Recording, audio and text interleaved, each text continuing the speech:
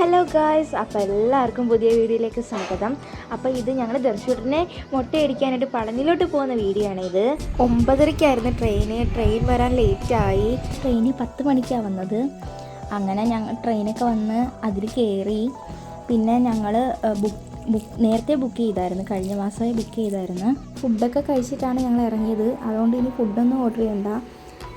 ഇതിൽ മെയിനായിട്ട് എനിക്ക് കുറച്ച് കാര്യങ്ങൾ പറയാനുണ്ട്. അത് ഞങ്ങൾക്ക് പറ്റിയ അബദ്ധങ്ങളൊക്കെയാണ് പറയാനുള്ളത്. അപ്പോൾ പളനിയിലോട്ട് പോകുന്നവരാണെങ്കിൽ ഈ വീഡിയോ തീർച്ചയായിട്ടും കാണുക. ഇനി വേറെ പരിപാടികളൊന്നുമില്ല, ഉറങ്ങാനായിട്ട് പോവുക. ഇനി ഒരാളെ ഉറക്കണം, അതാണ് ടാസ്ക്. അങ്ങനെ നമ്മൾ ഏകദേശം എത്താറായി. ഞാനിപ്പോഴായിട്ട് ഉറക്കമൊക്കെ എഴുന്നേറ്റത്. അപ്പം 7:30 അപ്പം കുറച്ച് കാഴ്ചയൊക്കെ കണ്ടിരിക്കാമെന്ന് വിചാരിച്ചു. അങ്ങനെ ഞങ്ങൾ റെയിൽവേ സ്റ്റേഷനിൽ എത്തി. ഞങ്ങൾ ഓട്ടോയ്ക്കാണ് പോകുന്നത്. ഓട്ടോ കൂലി ഇവിടുന്ന് 2 കിലോമീറ്ററേ ഉള്ളൂ, 2.5 കിലോമീറ്റർ അടുപ്പിച്ചേ ഉള്ളൂ. 150 രൂപയാണ് പറഞ്ഞത്. എനിക്കാണെങ്കിൽ തമിഴ് ഒട്ടും വശമില്ല, അതുകൊണ്ട് ചിലതൊക്കെ മനസ്സിലാവും, ചിലത് മനസ്സിലാവില്ല. ആദ്യമായിട്ടാണ് ഞാൻ തമിഴ്നാട്ടിൽ വരുന്നത്. ഒരുപാട് നാളത്തെ ആഗ്രഹമായിരുന്നു തമിഴ്നാടൊന്ന് കാണണമെന്ന്. അതെന്തായാലും സാധിച്ചു.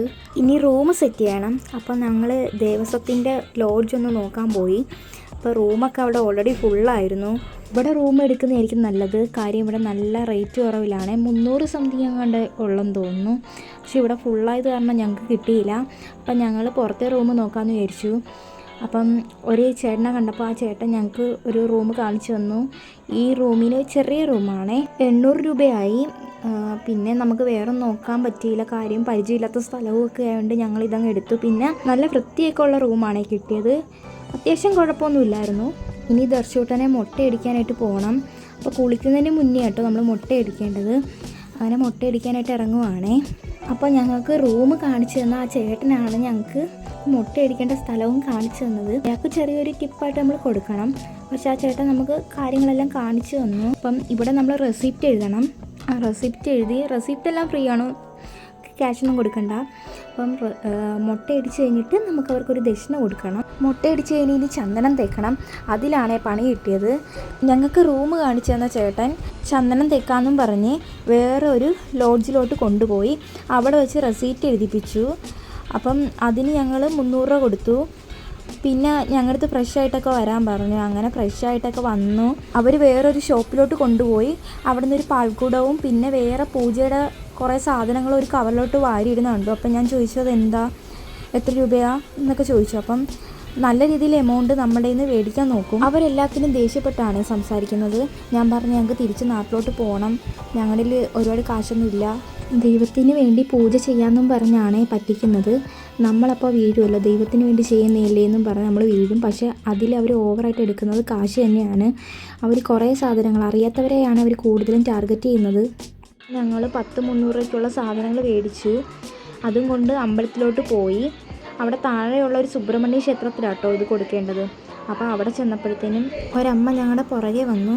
എന്നിട്ട് പറഞ്ഞ് അഭിഷേകം ചെയ്യാനല്ലേ എന്ന് ചോദിച്ചിട്ട് ഞങ്ങളുടെ കൂടെ കൂടി. അപ്പം ഞാൻ പറഞ്ഞു വേണ്ട, ഞങ്ങളിത് കൊടുത്തോളാം എന്ന് പറഞ്ഞു. അപ്പോൾ അവരൊട്ടും സമ്മതിക്കുന്നില്ല. അത് ഞങ്ങളുടെ കയ്യിൽ നിന്ന് തട്ടിപ്പറിച്ചിട്ട് അവർ കൊടുക്കാമെന്ന് പറഞ്ഞു. അങ്ങനെ അമ്പലത്തിൻ്റെ നടയിലോട്ട് കൊണ്ടുപോയി.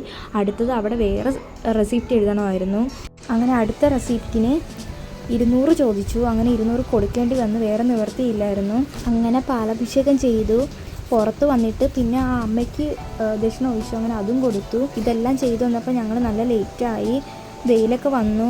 വെയിലത്താണ് മല കയറേണ്ടി വന്നത്. അവിടെ ഇതേപോലെ ആൾക്കാരുണ്ടായിരുന്നു. ഇതേപോലെ ഓരോ പൂജകൾ ചെയ്യാമെന്നും പറഞ്ഞ് ഞങ്ങൾ പറഞ്ഞു ഓൾറെഡി ഞങ്ങൾ ചെയ്തു, താഴെ ചെയ്തിട്ടുണ്ടെന്ന് പറഞ്ഞു. അപ്പോൾ അവർ ഇവിടെയും ചെയ്യണം, അങ്ങനെയൊക്കെ ഓരോന്നും പറഞ്ഞു. ഒരുപാട് പുറകെ നടന്നു. ഞങ്ങൾ പിന്നെ ഒഴിഞ്ഞു മാറി. അവരൊരു ഗ്യാങ്ങായിട്ടാണ് ഇറങ്ങുന്നത്. അവരുടെ കച്ചവട തന്ത്രങ്ങളാണ് ഇതെല്ലാം.